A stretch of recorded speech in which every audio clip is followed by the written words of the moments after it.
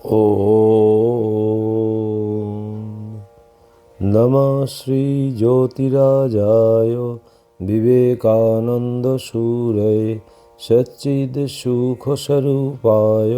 स्वामिने तापहारिणे। স্বামী শিষ্য সংবাদ, ষষ্ঠ বল্লী, শেষাংশ। বিশ্রামান্তে স্বামীজি উপরের বৈঠকখানা ঘরে আসিয়া বসিলেন। শিষ্য এই সময় অবসর বুঝিয়া তাহাকে জিজ্ঞাসা করিল, মহাশয়, পাপ পুণ্যের ভাব কোথা হইতে আসিল? স্বামীজি, বহুত্বের ভাব থেকেই এই সব বেরিয়েছে। মানুষ একত্বের দিকে যত এগিয়ে যায় তত আমি তুমি ভাব, যা থেকে এইসব ধর্মাধর্ম দ্বন্দ্ব ভাব সকল এসেছে, কমে যায়। আমা থেকে অমুক ভিন্ন, এই ভাবটা মনে এলে তবে অন্য সব দ্বন্দ্বভাবের বিকাশ হতে থাকে এবং একত্বের সম্পূর্ণ অনুভবে মানুষের আর শোক মোহ থাকে না। তত্র কো মোহ ক শোক একত্বম অনুপশ্যত। যত প্রকার দুর্বলতার অনুভবকেই পাপ বলা যায়। Weakness is seen. এই দুর্বলতা থেকেই হিংসা দেশাদির উন্মেষ হয়। তাই দুর্বলতা বা উইকনেসেরই নাম পাপ। ভিতরে আত্মা সর্বদা জ্বলজ্বল করছে, সেদিকে না চেয়ে হারমাসের কিম্ভূত কিমাকার খাঁচা এই জড় শরীরটার দিকেই সবাই নজর দিয়ে আমি করছে। ওইটাই হচ্ছে সর্বপ্রকার দুর্বলতার গোড়া। ওই অভ্যাস থেকেই জগতে ব্যবহারিক ভাব বেরিয়েছে, পরমার্থ ভাব ওই দ্বন্দ্বের পারে বর্তমান। শিষ্য, তা হইলে এই সকল ব্যবহারিক সত্তা কি সত্য নহে? স্বামীজি, যতক্ষণ আমি জ্ঞান আছে ততক্ষণ সত্য, আর যখনই আমি আত্মা এই অনুভব, তখনই এই ব্যবহারিক সত্তা মিথ্যা। লোকে যে পাপ পাপ বলে, সেটা উইকনেসের ফল। আমি দেহ এই অহং ভাবেরই রূপান্তর। যখন আমি আত্মা এইভাবে মন নিশ্চল হবে, তখন তুই পাপ পুণ্য ধর্মাধর্মের অতীত হয়ে যাবি। ঠাকুর বলতেন, আমি মলে ঘুচিবে জঞ্জাল। শিষ্য, মহাশয়, আমিটা যে মরিয়াও মরে না, এটাকে মারা বড় কঠিন। স্বামীজি, একভাবে খুব কঠিন, আবার আর একভাবে খুব সোজা। আমি জিনিসটা কোথায় আছে বুঝিয়ে দিতে পারিস? যে জিনিসটা নেই তার আবার মারামারি কি? আমিত্বরূপ একটা মিথ্যা ভাবে মানুষ হিপনোটাইজড, মন্ত্রমুগ্ধ হয়ে আছে মাত্র।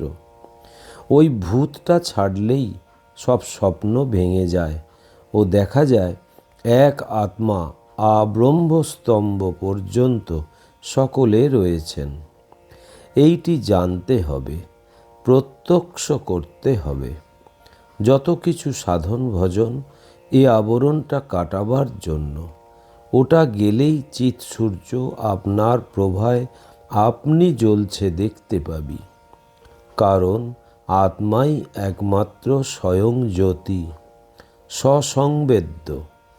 যে জিনিসটে সসংবেদ্য, তাকে অন্য কিছুর সহায় কি করে জানতে পারা যাবে?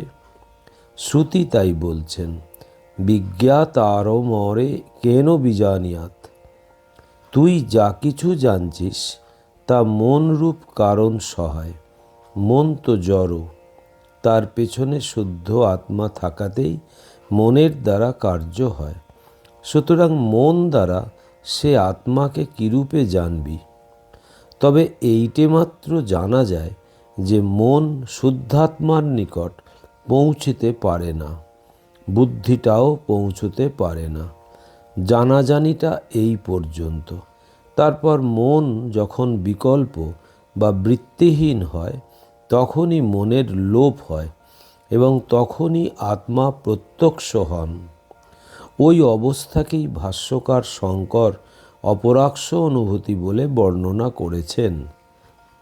শিষ্য: কিন্তু মহাশয়, মনটাই তো আমি। সেই মনটার যদি লোপ হয় তবে আমিটাও তো আর থাকিবে না। স্বামীজি: তখন যে অবস্থা সেটাও যথার্থ আমিত্বের স্বরূপ। তখন যে আমিটা থাকবে সেটা সর্বভূতস্থ, সর্বগ, সর্বান্তরাত্মা।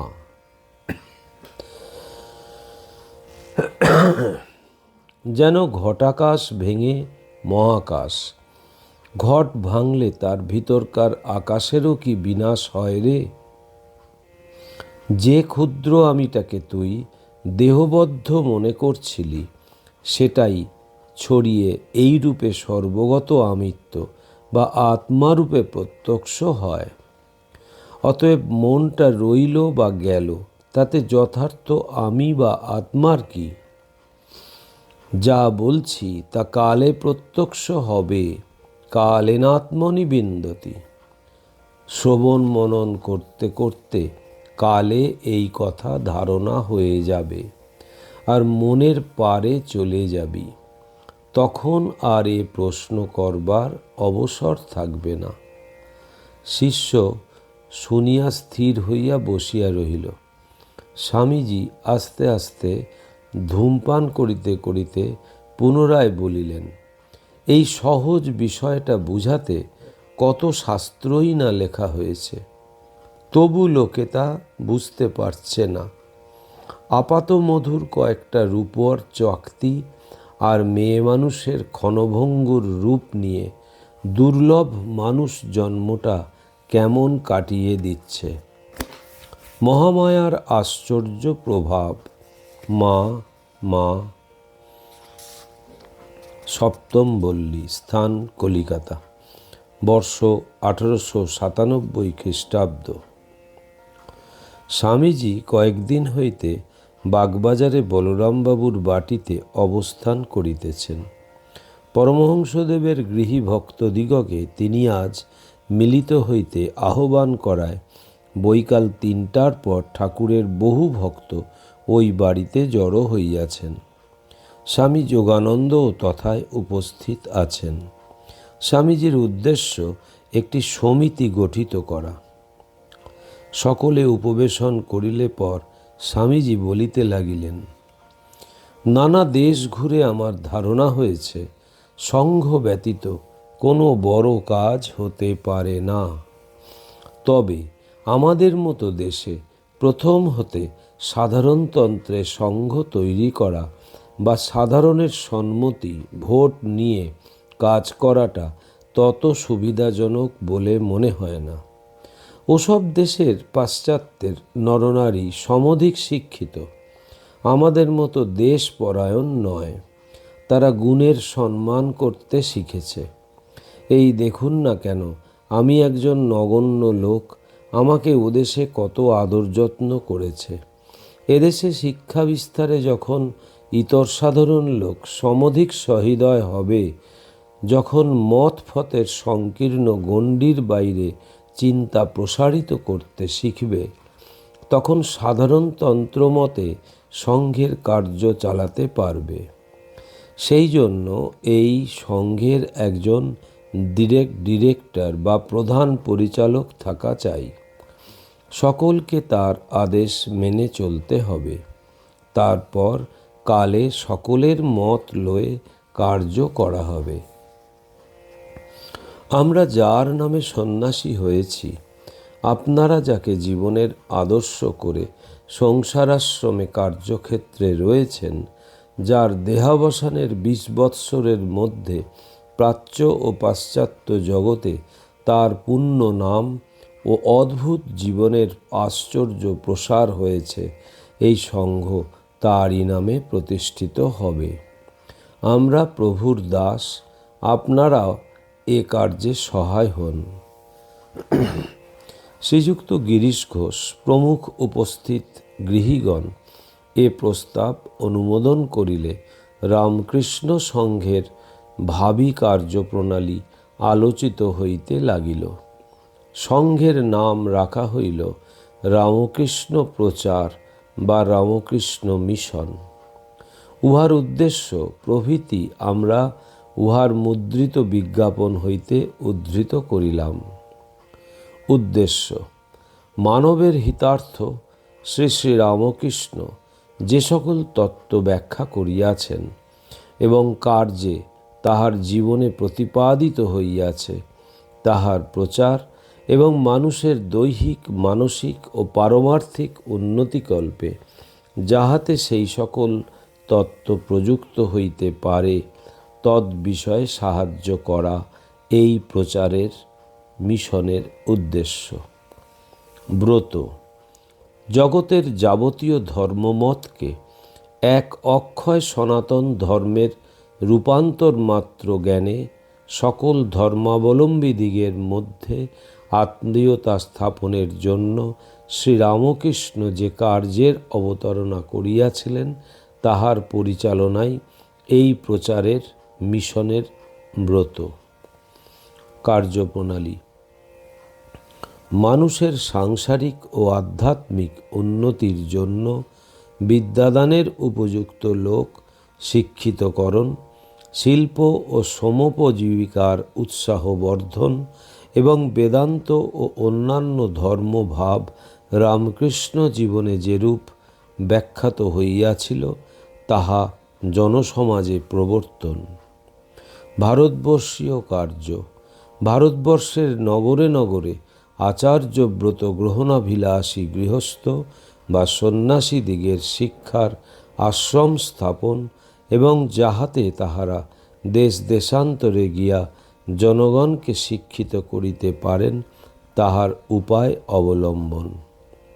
বিদেশীয় কার্য বিভাগ: ভারত বহির্ভূত প্রদেশসমূহে ব্রতধারী প্রেরণ এবং তৎ উদ্দেশ্যে স্থাপিত আশ্রম সকলের সহিত ভারতীয় আশ্রম সকলের ঘনিষ্ঠতা ও সহানুভূতি বর্ধন এবং নূতন নূতন আশ্রম সংস্থাপন।